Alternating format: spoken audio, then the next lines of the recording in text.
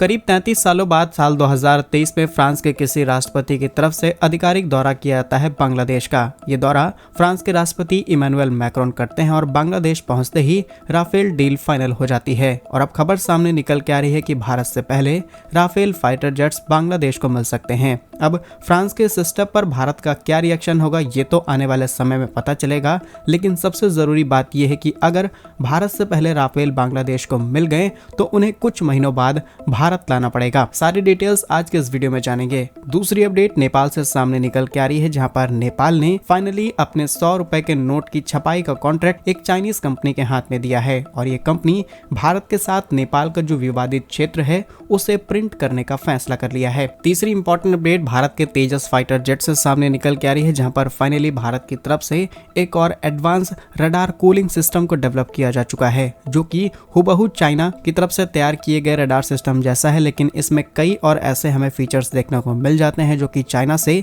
एक कदम आगे निकल जाता है। और चौथी खबर भारत और भूटान से सामने निकल के आ रही है, जहां पर चिकन नेक कॉरिडोर के पास भारत ने उस लेवल का इंफ्रास्ट्रक्चर डेवलप करना शुरू कर दिया है जिससे चीन की चीख निकल गई है। और जो भी मेजर डेवलपमेंट्स भारत के अंदर देखने को मिल रही है, इससे साफ पता चलता है कि चीन खुश नहीं है। आइए सारी रिपोर्ट डिटेल्स में आपको बताते हैं। यदि आपको हमारी न्यूज सीरीज पसंद आ रही है तो आज के इस वीडियो को लाइक और चैनल को सब्सक्राइब जरूर कीजिएगा। सबसे पहले भारत, फ्रांस, बांग्लादेश और राफेल से आ रही अपडेट की बात की जाए तो साल 2023 में इमैनुअल मैक्रोन फ्रांस के राष्ट्रपति बांग्लादेश की यात्रा करते हैं। बांग्लादेश पहुंचते ही BAF यानी कि बांग्लादेश की आर्मी के साथ मुलाकात की जाती है। उसके बाद ये डील फाइनल होती है कि जल्द ही बांग्लादेश राफेल फाइटर जेट्स खरीदने वाला है। इस बात से चीन को बुरा लग जाता है क्योंकि चीन बांग्लादेश को कई एडवांस फाइटर जेट देने का प्रॉमिस कर चुका था, लेकिन जब बांग्लादेश को इस बात का पता चला कि चाइना से जो हम हथियार खरीद रहे हैं ये सही तरीके से काम नहीं कर रहे, उसके बाद बांग्लादेश अपना ये बड़ा फैसला लेता है। लेकिन अब ये चर्चा काफी ज्यादा तेज हो चुकी है, जहां पर फ्रांस बांग्लादेश के साथ अपने राफेल फाइटर जेट्स बिक्री को फाइनल रूप देने की तैयारी में है। जल्द ही डिलीवरी की जा सकती है और कुछ दिनों बाद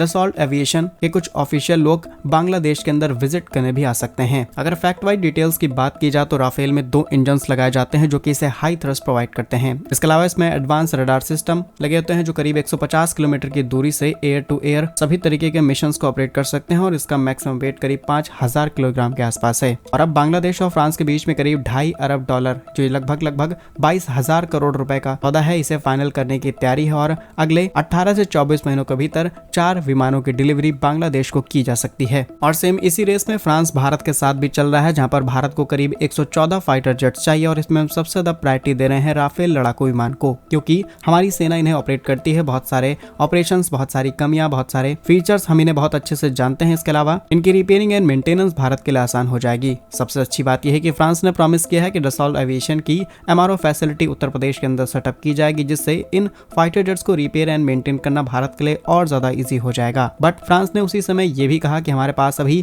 300+ राफेल के ऑर्डर आ चुके हैं, some of the Middle East, some of the African countries and कुछ एशिया से ऑर्डर्स आए हुए हैं जिनको डिलीवर करने में हमें काफी ज्यादा टाइम लग सकता है। तो हम भारत को ये फाइटर जेट्स देना चाहते हैं, लेकिन इनकी डिलीवरी में थोड़ा सा डिले देखने को मिल सकता है। लेकिन यहीं पर क्वेश्चन खड़ा होता है कि अगर भारत से पहले बांग्लादेश को डिलीवरी कर दी गई तो शायद भारत फ्रांस से इस चीज पर क्वेश्चन कर सकता है। लेकिन इंपॉर्टेंट क्वेश्चन ये है कि अगर भारत से पहले बांग्लादेश को राफेल मिल गए तो कुछ समय बाद ये भारत आएंगे, क्योंकि हमारा फैसिलिटी सबसे नियर होगी भारत के अंदर और इनकी रिपेयरिंग एंड मेंटेनेंस भारत के अलावा किसी और देश में जल्दी नहीं की जा सकती। बस कंडीशन ये ना हो कि भारत और बांग्लादेश के बीच में उस समय रिलेशन अच्छे ना हो, अदरवाइज इन्हें वापस फ्रांस भेजा जा सकता है। और अभी प्रेजेंट टाइम में बांग्लादेश के जो हालात देखने को मिल रहे हैं, इससे नहीं लगता कि जल्द ही बांग्लादेश की स्थिति में कोई सुधार देखने को मिलेगा। बाकी आप क्या सोचते हैं कि भारत को पहले राफेल मिलेंगे या फिर बांग्लादेश को? कमेंट्स में अपनी राय जरूर बताइएगा। नेक्स्ट इंपॉर्टेंट अपडेट की बात की जाए तो भले ही चाइना आज लद्दाख में डिसएंगेजमेंट की बात करता हो, भारत के इंपॉर्टेंट लोकेशन पर पेट्रोलिंग को अलाउ करता हो, इसके बावजूद भी चाइना कोई कसर नहीं छोड़ रहा है भारत को कमजोर करने की। और अब खबर सामने निकल के आ चुकी है, जहां पर नेपाल की 100 रुपए के नोट को प्रिंट करने का कॉन्ट्रैक्ट एक चाइनीज कंपनी को सौंपा गया है, जिसमें भारत और नेपाल के बीच कुछ समय पहले कुछ पर्टिकुलर लैंड सेक्शन को लेकर के जो डिस्प्यूट हुआ, इसको इसमें प्रिंट किया जाएगा। 2 इंपॉर्टेंट लोकेशन, पहली लोकेशन है लिपिया धुरा। यह क्षेत्र भारत के उत्तराखंड राज्य के अंतर्गत आता है, लेकिन नेपाल इसे अपने क्षेत्र का हिस्सा मानता है। वहीं काला पानी भी एक विवादित क्षेत्र है, जहां पर दोनों देश इसे अपना अपना क्लेम करते आए हैं, लेकिन इतिहास खोल करके देखेंगे तो पाएंगे कि एक लंबा इतिहास रहा है भारत का इसके साथ। अब फिलहाल नेपाल तो इस बात को क्लेम कर रहा है, ऑफिशियल प्रिंट ऑलरेडी चीन को भेजा जा चुका है ताकि बांग्लादेश के अंदर हो रहे करप्शन को रोका जा सके। लेकिन अगर भारत के साथ नेपाल इस तरीके का व्यवहार करेगा जो कि भारत पर इस समय सबसे ज्यादा डिपेंडेंट है, भविष्य में दोनों देशों के बीच रिश्ते खराब हो सकते हैं। सबसे बड़ी बात यह है कि आज भारत और नेपाल के बीच में जो व्यापार है इसका 65% हिस्सा अकेले भारत मैनेज करता है, और अगर हम इस चीज को खींच लें तो डेफिनेटली नेपाल को काफी बड़ा आर्थिक लॉस हो सकता है। इसके अलावा नेपाल में जब से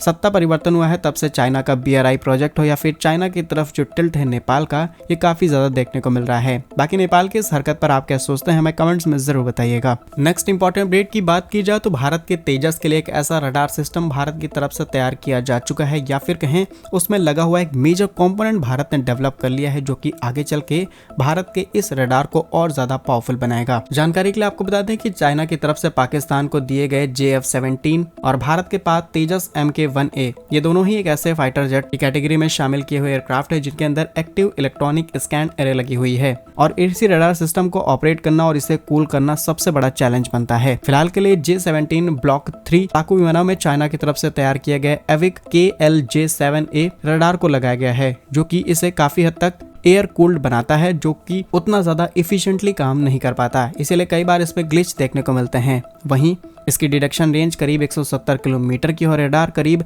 10,000 ट्रांसमिट और रिसीव मॉड्यूल्स प्रोड्यूस करने के बाद हाई हीट पर पहुंच जाता है, यानी कि इतने ट्रांसमिशन के बाद इसे ठंडा करना ही पड़ेगा, अदरवाइज इसे ऑपरेट नहीं किया जा सकता। और अब हम बात करते हैं भारत के रडार की, जो इससे काफी ज्यादा एडवांस बताया जा रहा है। यहाँ पर तेजस MK-1 लड़ाकू विमानों के लिए हम इजरायल के साथ मिलकर के EL/M2052 रडार इस्तेमाल करेंगे, जो कि लिक्विड कूलिंग टेक्नोलॉजी पर काम करेगा, यानी कि इस रडार ने वेव्स को जनरेट करने के बाद जो हीट प्रोड्यूस हुई, लगा हुआ कूलिंग सिस्टम उसे एट ए टाइम कूल करता रहेगा, जिससे इसकी परफॉर्मेंस बेहतर हो जाएगी। ये रडार सिस्टम ओवरलोड का सामना कर सकता है आसानी से और इसकी परफॉर्मेंस में किसी भी तरीके की कोई कमी नहीं आएगी। फिलहाल दोनों ही एंड से बातचीत शुरू हो चुकी है, जल्दी भारत में इसके प्रोडक्शन को लेकर के प्रोसेस आगे बढ़ा दिया जाएगा, जिसके बाद हम इन्हें इजिली अपने तेजस में इस्तेमाल कर पाएंगे। नेक्स्ट इंपॉर्टेंट अपडेट भारत और भूटान से सामने निकल के आ रही है, जहाँ पर अब भूटान की तरफ से भारत से एक स्पेशल रिक्वेस्ट की गई है, जहाँ कुछ समय पहले भारत और भूटान के बीच में ग्लेपो सिटी को लेकर के जो इंफ्रास्ट्रक्चर डेवलपमेंट शुरू की जानी थी, इसे हम अभी काफी हल्के में लेकर के चल रहे थे। लेकिन अब भूटान ने इंपॉर्टेंटली भारत से रिक्वेस्ट की है, क्योंकि चाइना भूटान के उस सेक्शन को अपने कंट्रोल में लेने की कोशिश कर रहा है जो कि